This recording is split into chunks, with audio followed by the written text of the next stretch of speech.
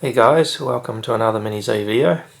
So I've been quite busy building different chassis and changing bodies and wheels and tyres and T-plates, and also using steering expo on my radio. So you've seen these two cars before. So we've got the Nissan R390, which I've put some raised deep dish aluminium wheels on it, which you can see. So that's driving really well at the moment. And you've seen the Mazda 787B before, and that's driving really well as well. So I cracked the Renown chassis by a head-on crash into the foam barriers, so I've swapped it back onto the test car body because I bought a whole bunch of these test car bodies to use in the long term. So I'll show you their friends, because I'm finding these 102mm LM cars are just fantastic on the track. So what we have here is a Sauber C9, which I'm trying to think, what did I do with this one? Oh yes, I bought this as a ready set, and I changed its LM style wheels where they have small ones at the front and normal sized ones at the rear, so I've just changed it over to regular size Mini Z wheels. That's why they're white wheels now. I actually like the contrast of the white wheels instead of the common black wheels that a lot of these LM cars tend to have. Next thing I did is I converted one of my chassis over to be another 102mm LM, and I bought an auto scale body of the Toyota GT1. So Toyota GT1 is the only LM car I'm aware of where it comes with front wheels that are the same size as regular Mini Zs, so I was able to use the auto scales wheels and just put my own tyres on it. So what's that? 1, 2, 3, 4 LM cars. So what's missing? Isn't there also a Porsche LM car? What is it, a 962C? Well, look here. There it is. So this is the longtail version, which they call the LH, which in German basically means something like long tail or maybe low tail, something like that. And I actually like this Niseki body. So I've got another one on the way from Japan, and over here it's an honorary member. It's actually a 98mm wheelbase car, but the longtail McLaren F1, now that I've put a 0.5mm hard sort of fibre resin plate, T-plate on it, and I've tweaked the expo, I've tweaked the tyres, and it's driving quite similarly to some of these 102mm cars, so that's really good because I'm just absolutely loving the feel of these cars. So of course some are slightly better than others, and they've got different strengths and weaknesses, but overall having a lot of fun with these cars. So I'll just do a flyover of the whole set.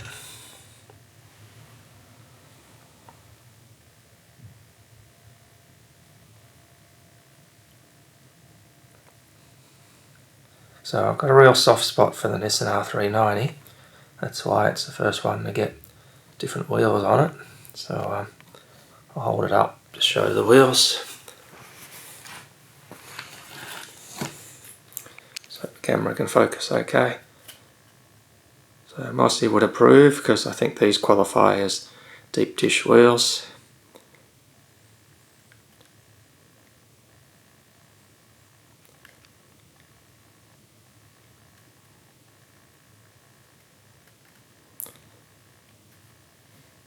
So the wheels haven't made a noticeable change to the way it drives, which is what I expected because they're only a little bit heavier than the plastic ones.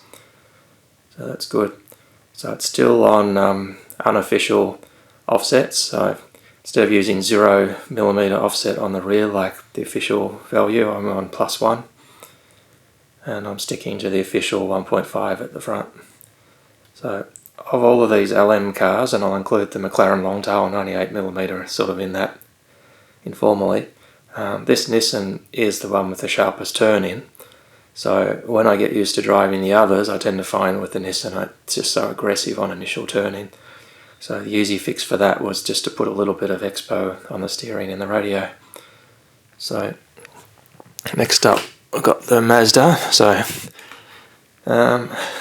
no change I think. I'll just check underneath.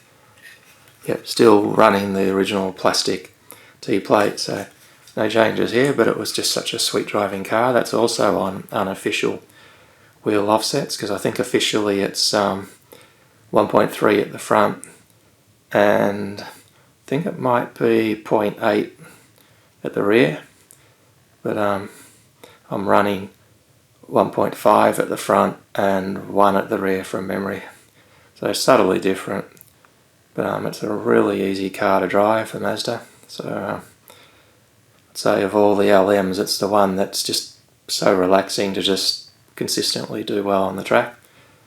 The Nissan has capabilities that the Mazda doesn't have, but the Nissan's a bit trickier to drive. So one of the sweet things about the Nissan is you can put power on so early in the corner and the car doesn't plough into understeer like a lot of Mini Zs will, and the Nissan just hooks up and comes out of the corner and like a rocket. So here we have the Sauber C9. So changed its official wheels over just so I can have bigger ones at the front and use the standard size tyres. And I think the white rims actually look good on it. So some people in videos have called this car a black car, but it's definitely a dark blue, so don't get fooled. In some of the pictures it's really hard to tell, but I can assure you it's dark blue. In fact, the spoiler, the rear wing, is black, I think, because I can see the difference between the main body and the spoiler in colour.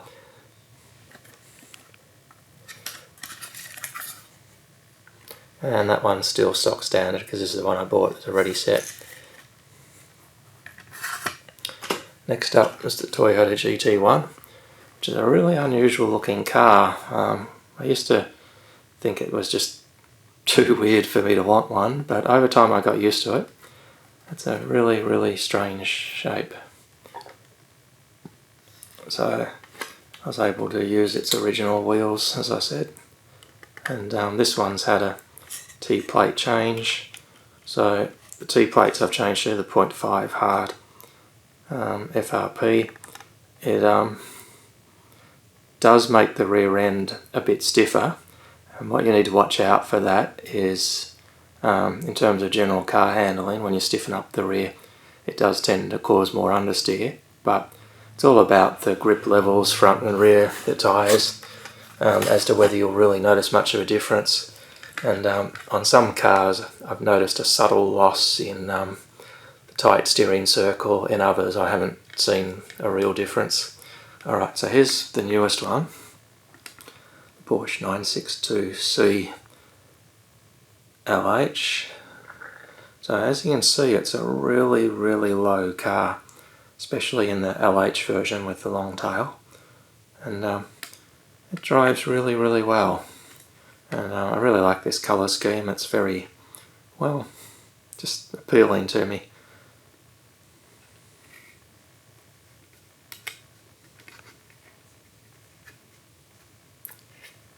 So I also went with white wheels to get bigger wheels at the front.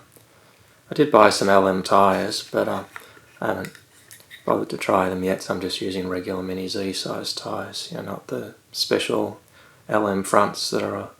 I think the difference might be the overall diameter is about the same because they're higher profile tyres, I've noticed, both the front and the rears. So I've gone for lower profile normal Mini Z ones.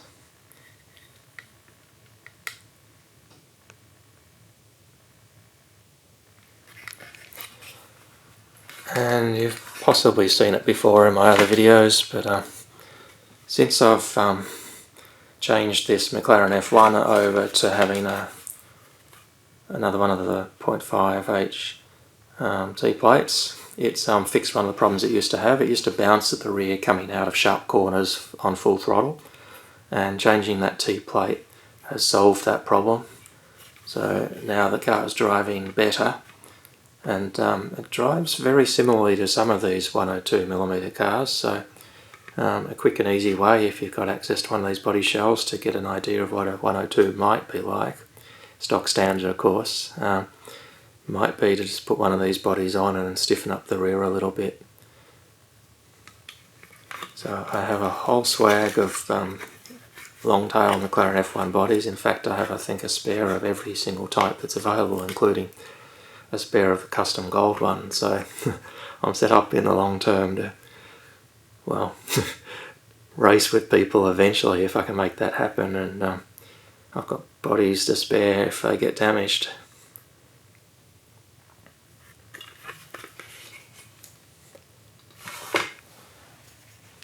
So I'm really happy with this assortment of cars. It surprised me when I set up my first LM just how well it drove, and inspired me to try others, and I found they're all good.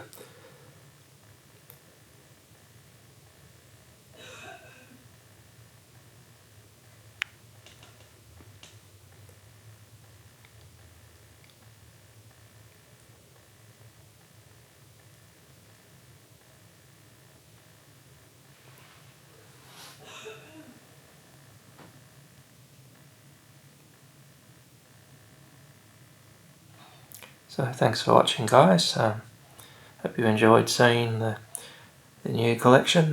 So I'm in the process. I've still got a 90mm Porsche, but they just don't stick to the track well. They traction roll like crazy, so it'll either get swapped over to a 98mm or another 102mm. I haven't decided for sure, because now that I've got one of every like LM style racing car, there's a few other LM cars, but they're not Le Mans style cars. I think there's a bit of a people mover type thing.